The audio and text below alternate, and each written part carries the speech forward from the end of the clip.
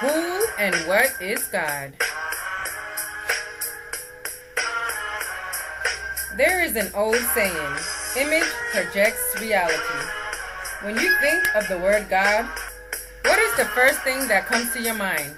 A feeling or an image? Most likely, an image of an old Caucasian male with a long white beard. This is only due to Eurocentric programming and lack of self-knowledge. The only real way to truly know God is to merge oneself back into the oneness in which God is. If you were able to do that and did so, you would realize that you and God are one and the same. You are simply the incarnated physical representation of God on this planet. To understand this, I must tell you a story. There was a young religious scholar who had been trained in the best schools, sat at the feet of the master teachers for years, and now he was ready to take the last step to become a master himself. In order for him to become a master, he had to go see the old sage.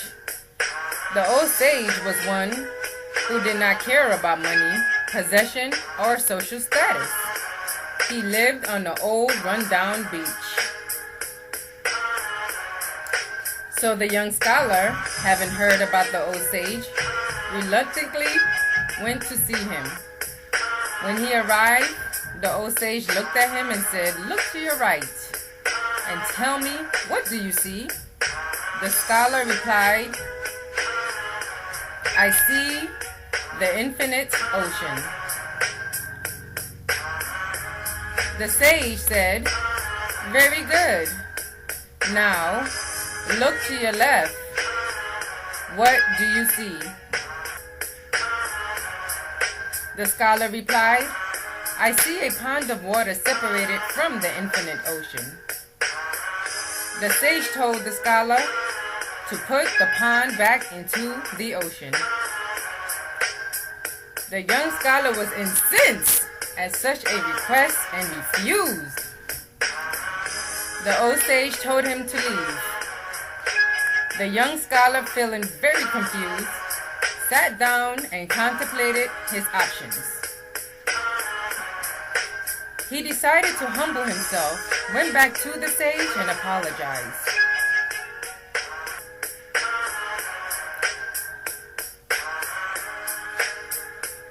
After 10 hours of work of putting the pond back into the ocean, he went to the sage and said, "Sir, I am finished. Now give me the information I need to become a master."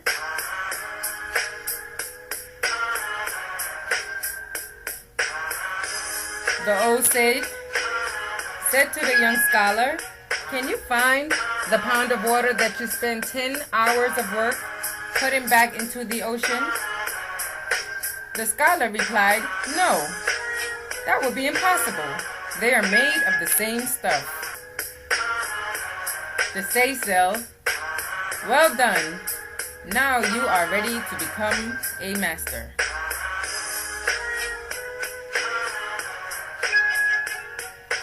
You are that pond of water that appears to be separated from the ocean, which is God.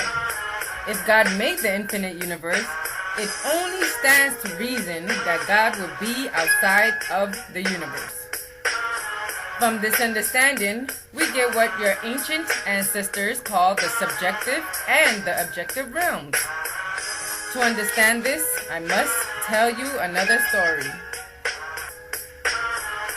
Imagine yourself all alone, suspended somewhere and nowhere in a dark, bottomless, surfaceless expanse of water, bored to death with only your consciousness to keep you company. One day, you realize that your body is composed of trillions of cells. You transfer your consciousness into several millions of your cells, and suddenly, you are no longer alone. You now have interaction. This is what God did. God subjected God omniscient into 10% of his dark matter, and the known universe came into existence, and thus the journey of life begins. So from the created universe comes the galaxy, what your ancient ancestors call Ma'at. And from the galaxy comes solar system. From solar system comes suns. From sun comes world and like earth. And from world comes life form.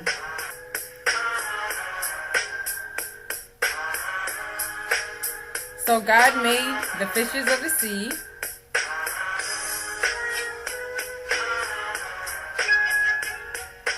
birds of the air,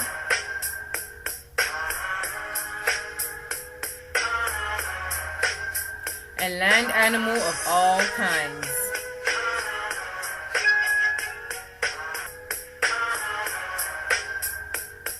With the creation going very well, God needed a more personal understanding of life.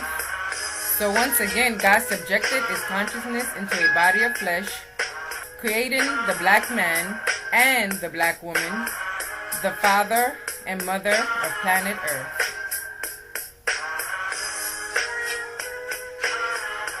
You see, it is through your incarnation as God into physical matter, the human body here on earth, that God can now know what love, hate, pain, pleasure, hot, cold, a good day, a bad day, and so on is.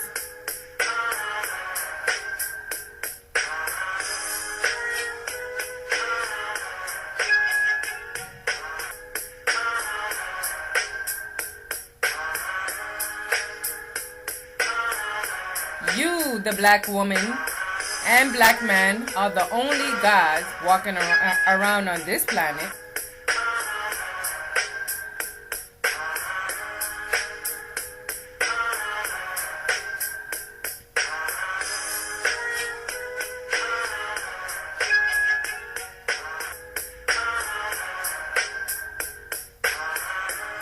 There was a time in history when we, as black folks, knew this. And for thousands of years, before any of the so-called races mutated out of us, we left our faces all over this planet as a testament for the future, just in case we forgot like today. No matter where on this earth you go or dig, you will always find that the face of God was that of a black man and black woman,